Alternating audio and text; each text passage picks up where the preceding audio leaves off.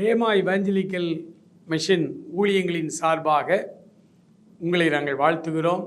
இந்த காலை தியானத்திற்கென்று ஆண்டவர் நமக்கு தருகிற ஒரு அருமையான வார்த்தை சங்கீதங்களின் புத்தகம் 40ஆம் சங்கீதத்திலே 6வது வசனத்தை உங்களுக்காக நான் வாசிக்கிறேன். பலியையும் காணிக்கையும் நீர் விரும்பாமல் என் செவிகளை திறந்தீர். சர்வாங்க தகன பலியும் பாவ நிவாரண பலியும் நீர் கேட்கவில்லை. தேவனுக்கு ஏற்கும் பலிகள் நொறுங்குண்ட ஆவிதான்.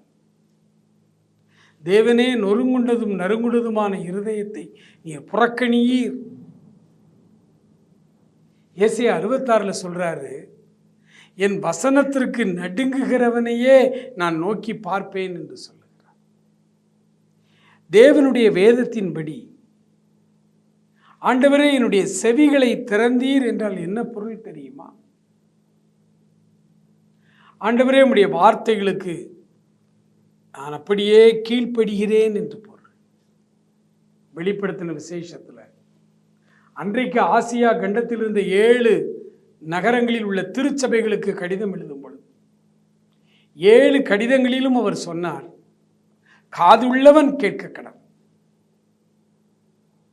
அப்ப காதுள்ளவன் கேட்க கடவன் என்றால் அந்த சபைகளிலே காது கேளாதவர்கள் அதிகமான பேர் இருந்தார்களா? இல்லை, எல்லாருக்குமே காது கேட்கும்.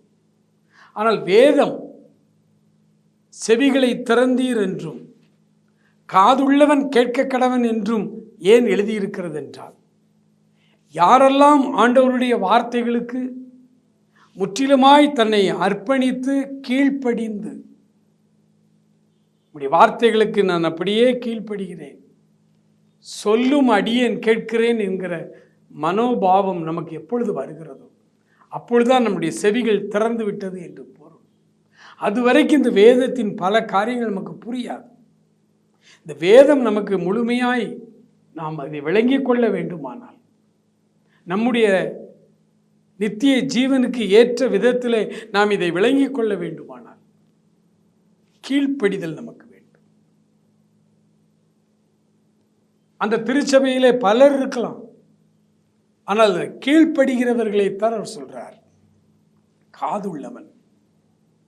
அப்ப காதுள்ளவன் அப்படின்னா கீழ்ப்படுகிற மனதை உடையவன் என்று பொருள். எனக்கு அன்பானவர்களே, நாம் எவ்வளவோ காரியங்களை செய்யலாம், ஊழியம் கூட செய்யலாம். ஆனால் நம்முடைய பர்சனல் லைஃப்ல, நம்முடைய தனிப்பட்ட வாழ்க்கையில ஆண்டவருடைய வார்த்தைக்கும் வசனத்திற்கும் கீழ்ப்படிய நம்மை ஒப்பு கொடுத்திருக்கிறோமா? முற்றிலுமாய் ஆண்டவருடைய வார்த்தைகளுக்கு நான் கீழ்ப்படுகிறேன்.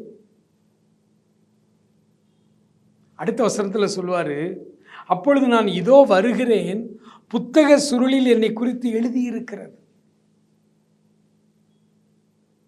ஆண்டவர்